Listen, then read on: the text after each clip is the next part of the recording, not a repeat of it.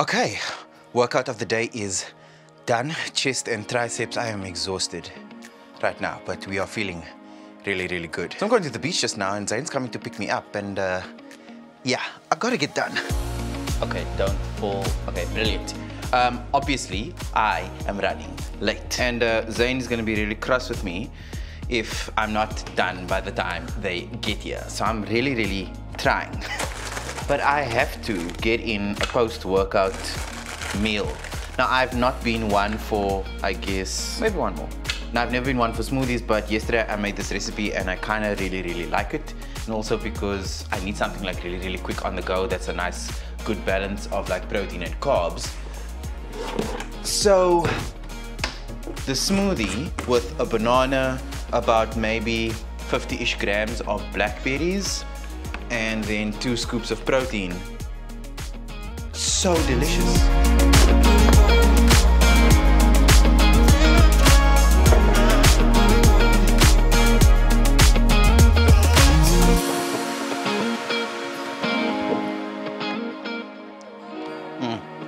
Excellent.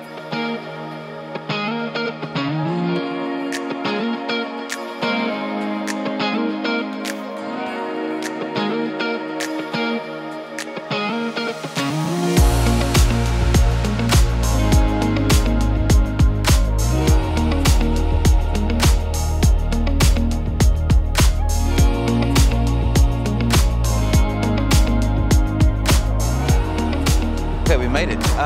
It's a little bit windy here, so I'm not sure if the audio is going to be like really terrible. But for those of you who are not from Cape Town, Clifton kind of sits on the Camps Bay coast. Accessing this beach has historically been a problem for people of color. So South Africa has this huge apartheid legacy, and Cape Town in particular has a very strong apartheid spatial planning history, and that still kind of persists in the geography of the city.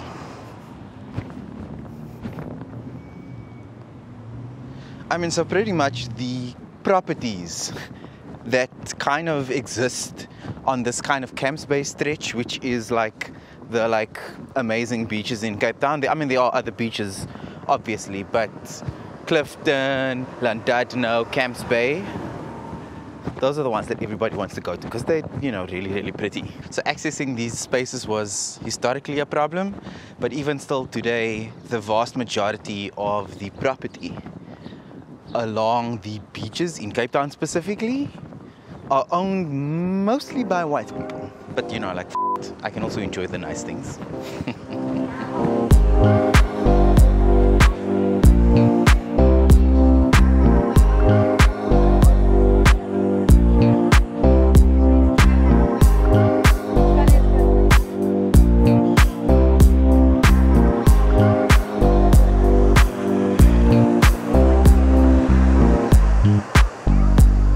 You know, and I left the house and I thought it was gonna be windy and cold at the beach.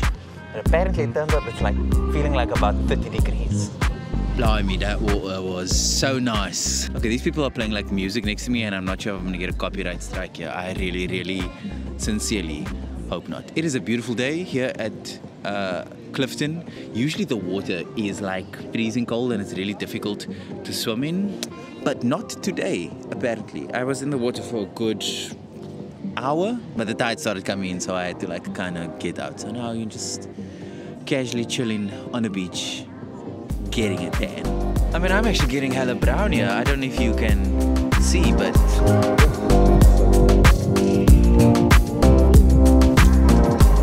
Always that thing like you go to you go to the beach and you have like nighttime.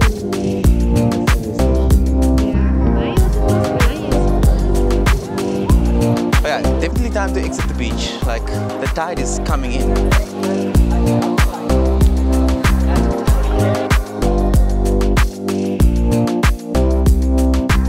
Like, honestly, like, my favorite place is like in the sun. Like, if I can be there, I am like so happy.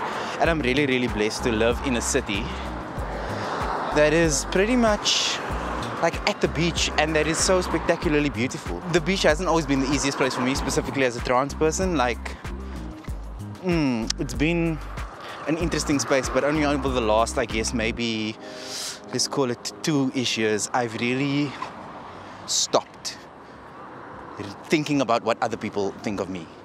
Because honestly, nobody cares, yeah? Oh man. I mean, today was chest and triceps day, and like that was like a really hectic workout.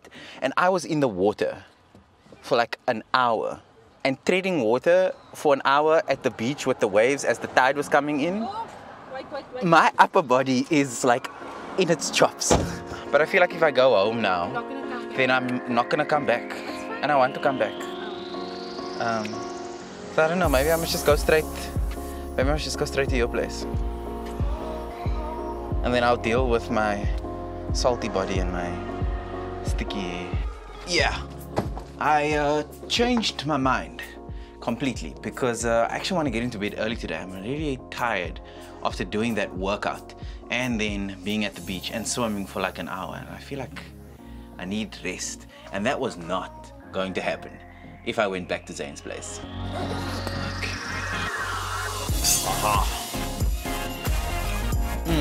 It is still cold. This bottle is amazing. I love living in Cape Town. I love living by the beach. There is something about that atmosphere. Like you can't quantify it. Like people who live by the ocean, like we understand what the ocean does. There's an atmosphere here, man. But that said, going to the beach hasn't always been the easiest thing for me. As a trans person, it took me a while to be comfortable enough to go to the beach. I was so concerned about how people were perceiving me and kind of being a trans person in public and what were people gonna think, and you know. I mean, without exaggerating here, I'd resigned myself a couple of years ago that I was never ever going to go to either a public beach or a public pool ever, because I just didn't want people to see my body, because I was so profoundly afraid of the judgment, and I was so afraid of what people would think about me and say about me and then point at me and look and laugh. Now, while a lot of that is very, very true, the world is not a very friendly place for trans people, and it is also not a very safe place for trans people. And beaches in specific have kind of been one of those spaces that have been difficult. But I think a lot of that as well, for me personally, was projecting my own fears and my own anxieties onto other people to actually give them, I guess, more weight than I should. Truth is, in the kind of long run or the long-term game, nobody actually cares about your life or my life, you know? Like, everybody's too busy worrying about their own and for, like, you know, a random trans person walking on the beach, okay, maybe like 1 or 2 people might go like, you know. But I think to myself, like, in the long run, does that really matter to me? And maybe this sounds a little bit insensitive to say, but do I honestly care about the next person that much to alter my behavior, just like, you know, preventing myself from enjoying like a public beach, which I love?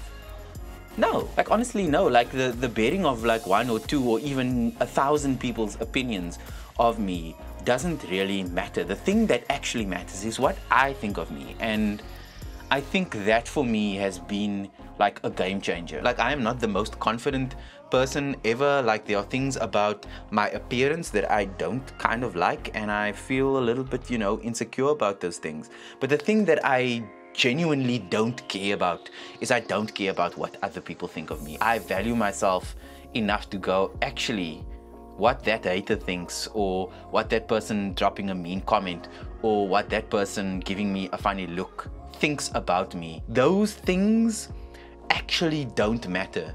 The thing that matters is how much value I attribute to them and their opinions. And the less value you give to other people's opinions about you, the better off you'll be. Or at least that's worked for me. So navigating beaches as a trans person is really, really difficult. I'm not gonna lie, there are some spaces that I do avoid because that poses like a very real physical danger, you know? But like, as a general rule of thumb, I'm not gonna let what you think, you know, determine how I must live my life. Yeah, I see you, the haters. out there watching this, rolling your eyes, I got you. Yeah, actually, I don't. Honestly, I don't care about you. I'm here for my audience. I'm here for the people who love me. I like to make good decisions about my life. Cool, I've got to shower now and get all this like saltiness off my body and wash my hair. It's a mess right now. All right, I hope you enjoyed today's vlog. As always, if this content is bringing you a little bit of joy, please go ahead and hit that subscribe button and turn the bell on for notifications to stay in the loop for upcoming videos. And I'll see all of you in the next one. Ciao.